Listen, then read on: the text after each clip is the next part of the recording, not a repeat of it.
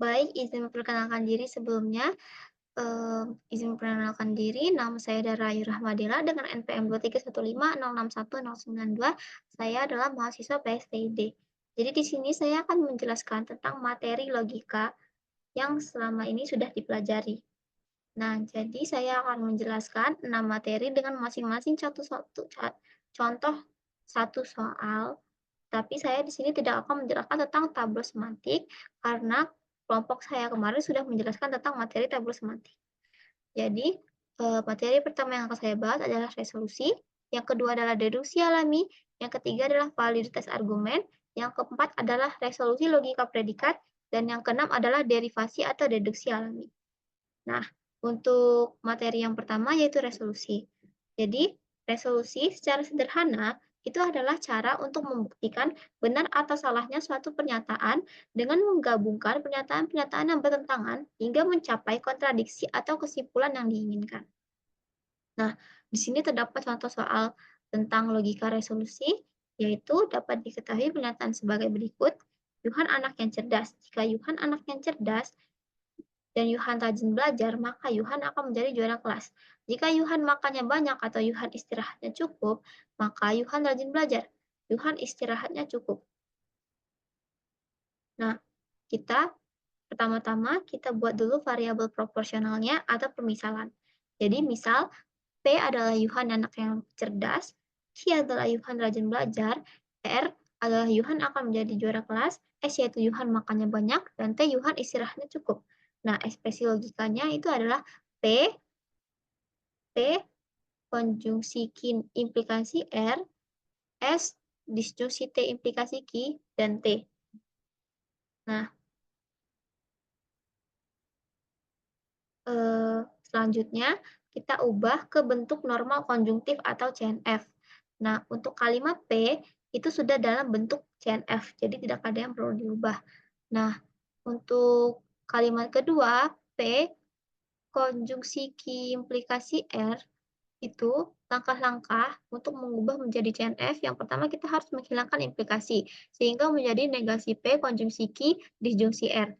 Nah, kita mengurangi lingkup negasi, yaitu menjadi negasi P disjungsi negasi Q disjungsi R. Kemudian kita gunakan asosiatif, menjadi negasi P disjungsi negasi Q disjungsi negasi R. Nah, ini adalah bentuk dari CNF-nya. Nah, untuk kalimat ketiga, yaitu S disjungsi T implikasi Q, untuk mengubah dia menjadi SCNF, kita harus menghilangkan implikasi sehingga menjadi negasi S disjungsi T disjungsi Q. Nah, selanjutnya kita mengurangi lingkup negasi sehingga menghasilkan negasi S konjungsi negasi T disjungsi Q. Dan kemudian kita gunakan distributif, yaitu negasi S disjungsi Q konjungsi negasi T disjungsi Q. Sehingga menghasilkan CNF negasi S disjungsi Q dan negasi T disjungsi Q. Nah, untuk kalimat yang T, itu sudah merupakan bentuk CNF. Untuk himpunan kausanya yaitu P, negasi P disjungsi negasi Q disjungsi R, di negasi S disjungsi Q, negasi T disjungsi Q, T, negasi R. Berikut adalah pohon resolusinya. Nah, karena hasil dari pohon resolusi adalah falsum, maka argumen terbukti valid. Untuk materi yang kedua adalah deduksi alami. Deduksi alami secara sederhana yaitu cara untuk membuktikan kebenaran suatu pernyataan menggunakan aturan logika atau langkah-langkah logis yang mudah dipahami. Biasanya, maksudnya langkah-langkah logis yang mudah dipahami itu tuh kayak bisa diselesaikan atau dipikirkan dengan cara atau pola pikir manusia. Nah, untuk contoh soal deduksi alami adalah terdapat pernyataan jika Arhan berolahraga setiap hari, maka Arhan akan sehat. Arhan berolahraga setiap hari. Buktikan bahwa Arhan akan sehat. Nah, berikut adalah deduksi alami dalam bentuk formalnya. Jika Arhan berolahraga setiap hari, maka Arhan akan sehat. Pernyataan logikanya adalah P implikasi Q, di mana ini merupakan asumsi atau presisi. Nah, Arhan berolahraga setiap hari. Pernyataan logikanya adalah P, asumsi. Arhan akan sehat. Pernyataan logikanya Q, modus ponens dari 1 dan 2. Jadi, yang merupakan kesimpulan.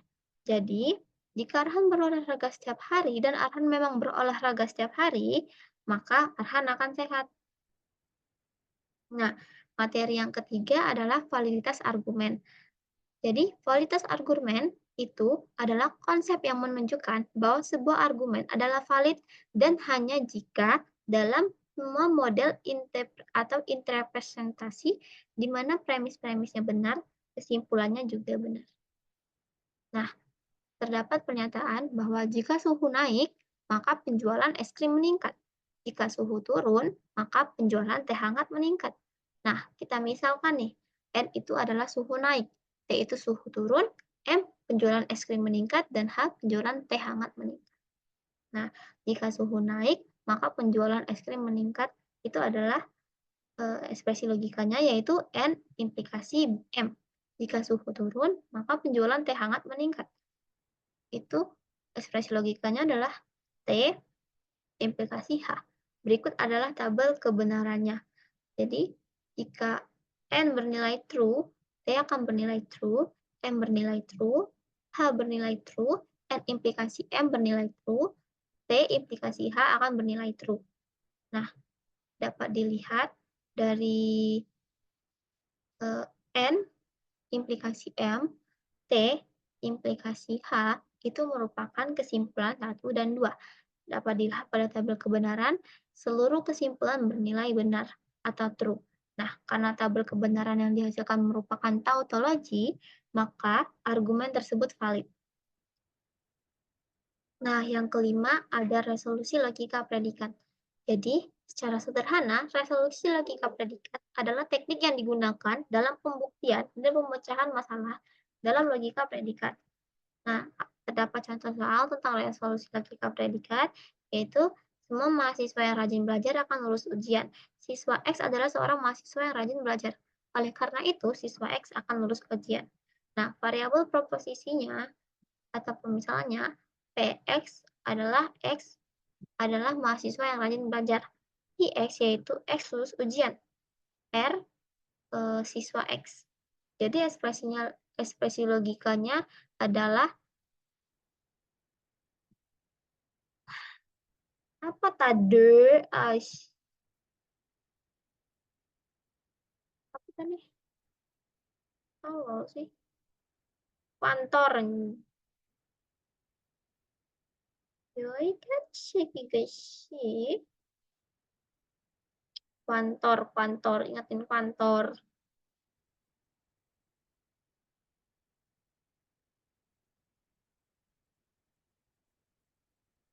Nah, untuk materi kelima, itu ada resolusi logika predikat.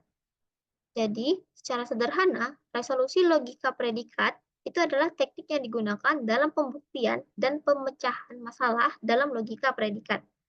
Terdapat contoh soal tentang resolusi logika predikat, yaitu pernyataan semua mahasiswa yang rajin belajar akan lulus ujian. Siswa X adalah seorang mahasiswa yang rajin belajar. Oleh karena itu, siswa X akan lulus ujian. Nah, terdapat variabel proposisi atau kita bikin kesimpulan permisalan dulu, yaitu PX untuk X adalah mahasiswa yang rajin belajar, QX untuk X lulus ujian, R siswa X. Ekspresi logikanya adalah kuantar X, PX implikasi QX, PR, dan QR.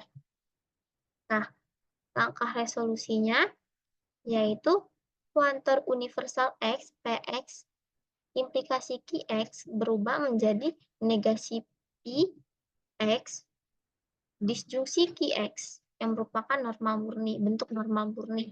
Nah, PR-nya adalah negasi PR disjungsi QR. Substitusi R ke dalam pernyataan 1 dan 2. Terdapat QR juga, yaitu negasi PR, negasi QR PR. Nah, aturan resolusi pada kedua pernyataan substitusi. Dan terdapat kesimpulannya yaitu QR. Nah, langkah-langkah resolusi mengarah pada kesimpulan bahwa siswa akan lulus ujian yang sesuai dengan argumen awal. Oleh karena itu, argumen tersebut dapat dianggap valid. Nah, selanjutnya untuk materi yang terakhir yaitu derivasi atau deduksi alami. Jadi secara sederhana, derivasi atau deduksi alami itu adalah metode dalam logika yang digunakan untuk membuktikan validitas suatu argumen dengan cara yang meniru aliran alami pemikiran manusia. Nah, jadi terdapat contoh soal tentang derivasi atau deduksi alami, di mana jika hewan itu mamalia, maka hewan itu menyusui anaknya. Kucing adalah mamalia, oleh karena itu kucing menyusui anaknya. Nah, kita buat permisalan dulu. Jadi MX yaitu X adalah manusia, SX yaitu X menyusui anaknya dan K untuk kucing. Nah, kita ubah ke bentuk logika predikatnya untuk premis 1 itu kuantor universal X, MX implikasi X, SX. Untuk premis 2 itu MK dengan kesimpulan SK. Nah, deduksi alami dengan rumus logika predikat MK yang merupakan premis 2 itu diberikan. Terus kuantor universal X, MX implikasi SX yang merupakan premis 1 itu diberikan.